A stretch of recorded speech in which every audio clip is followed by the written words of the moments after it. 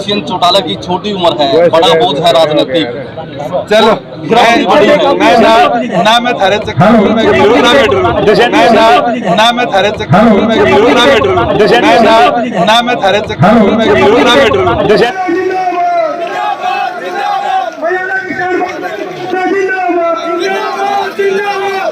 साथियों से निवेदन है कि सभी साथी थोड़ा पीछे पीछे यही आएंगे रास्ता से आराम से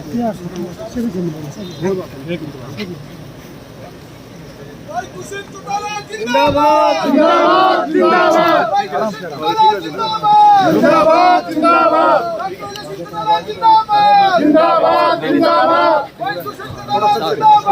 जिंदाबाद जिंदाबाद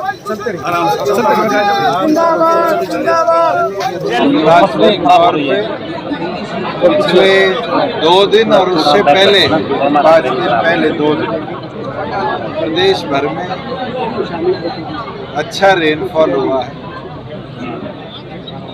जहाँ जहाँ हमारे पास पहले ही फ्लड एंड ड्रॉट की अपडेट्स थी, सरकार द्वारा 450 करोड़ का प्लान बनाकर ऑलरेडी नए पंपिंग सेट्स, पाइपलाइन और इस तरह की व्यवस्था बनाई। मगर कई ऐसे एरियाज अब निकल के आए हैं, चाहे वो नए नेशनल हाईवेज की वजह से, जहाँ वाटर लॉगिंग आई है। डिप्टी कमिश्नर को हिदायतें भी दे दी गई है कि इमीडिएटली साइट विजिट करके वहाँ पर भी पंपिंग की व्यवस्था बना।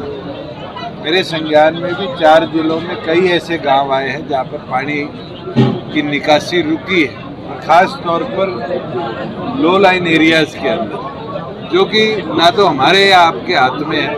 नेचुरल ग्रेडेशन से वो पानी का फ्लो वहाँ जाकर कोई आज से नहीं हिस्टोरिकली रुकता है, मगर वहाँ भी सरकार पंपिंग सेट्स लगा रही है, तुरंत पानी को निकालने की व्यवस्था बना रही है।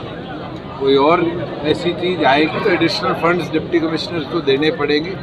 तो पीछे भी हमने 20-30 लाख रुपए दिए थे, आगे भी उससे ज़्यादा व्यवस्था भी हम करेंगे कि कहीं भी किसी के जान माल का नुकसान ओवर रेनफॉल की वजह से ना हो। चौटाला साहब, आपराधिक गतिविधियाँ लगातार बढ़ रही है। आपने देखा कि DSP को किस तरह से हत्या कर दी गई। अगर कलायत की बात करें, पीछे गोलियाँ चली, तो क्या कहते हैं? देखो, जो घटना मेवात के अंदर हुई बड़ी दुखद और निंदनीय घटना है। एक ऐसे एरिया के अंदर जहाँ पर माइनिंग का कंप्लीट बैन है, वहाँ छोटे छोटे ऑपरेटर्स पत्थर की चोरी निरंतर करते आए और पीछे भी सख्ती के साथ उन पर कार्रवाई हुई है। मगर अनेक ऐसी लिंक रोड्स हैं जो इंटर विलेज राजस्थान और हरियाणा को कनेक्ट करती हैं, और उन सड़कों को एक एक को मॉनिटर करना, क्योंकि वो कच्ची पगडंडियाँ सी मोटरेबल रोड बनाई गई है, मुमकिन नहीं है। मगर उसके बावजूद भी पुलिस की स्ट्रेंथ को आने वाले समय में मेवात में और बढ़ाने का प्रस्ताव भी है और बढ़ाने का काम भी किया जाएगा। और ऐसे क्रिमिनल सख्त से सख्त कार्रवाई हमने करी है। कल एक व्यक्ति 3 में से गिरफ्तार हो चुका, बचे 2 को भी हम जल्दी ट्रेस कर अरेस्ट करने का काम। सर, हिसार के सांसद ब्रिजेंद्र सिंह ने गठबंधन के लिए डेस्परेट है, उनका अकेला कोई वजूद नहीं है। मैं ना तो उनके ऊपर टिप्पणी करूंगा और ना उनके पिताजी की कई बात पे टिप्पणी। जननायक जनता पार्टी अपने आप में एक संगठन है, और उस संगठन ने हरियाणा प्रदेश में 18% वोट लेने का काम किया। कौन कैसे चुनाव जीतता है ये तो 2024 में फिर देख लेंगे।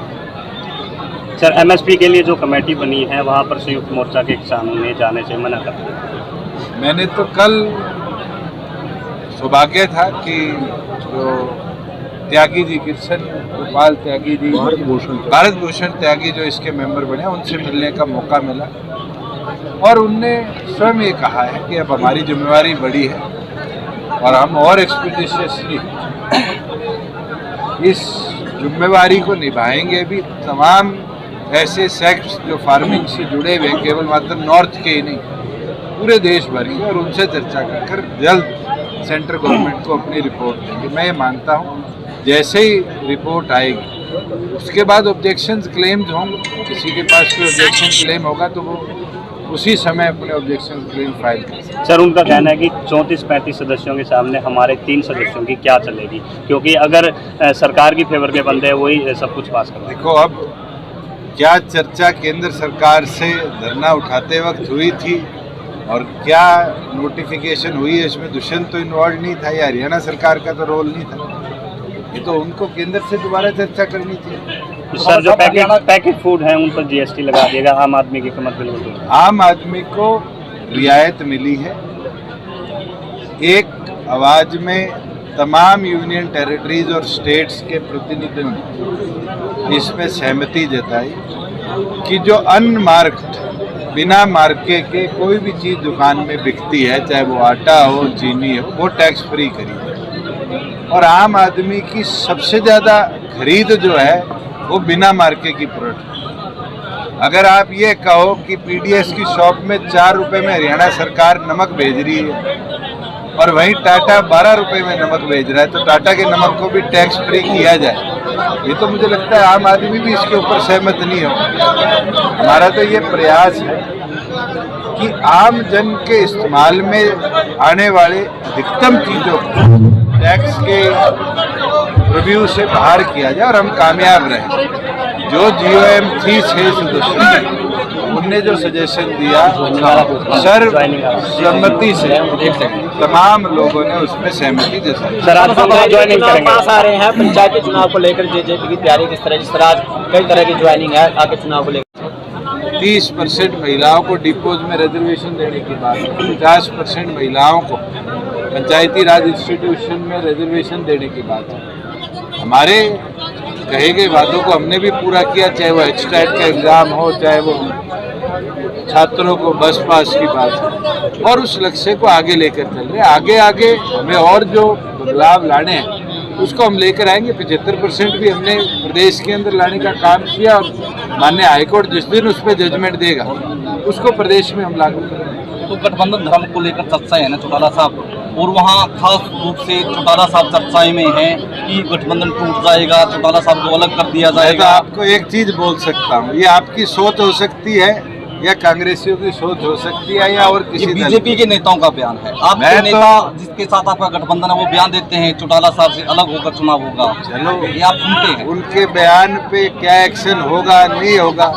गठबंधन तो निगम चुनाव से पहले भी टूटा था, आपने तोड़ा था, हमने तो नहीं तोड़ा। तो अलग अलग चुनाव लड़ने का फैसला लिया, वो फैसला आप मतलब आप हमारे को बीजेपी। मैं एक चीज बोल सकता हूँ कि हमारा विजन क्लियर है, हरियाणा की जनता के लिए हमने काम करना है और उसको आगे कैसे लेकर जाया जाए इसके अंदर संगठन का एक साथ। दुष्यंत चौटाला की छोटी उम्र है, बड़ा बोझ है राजनीतिक। चलो मैं ना मैं थारे चक्कर में गिरूं ना बैठूं। दुष्यंत जी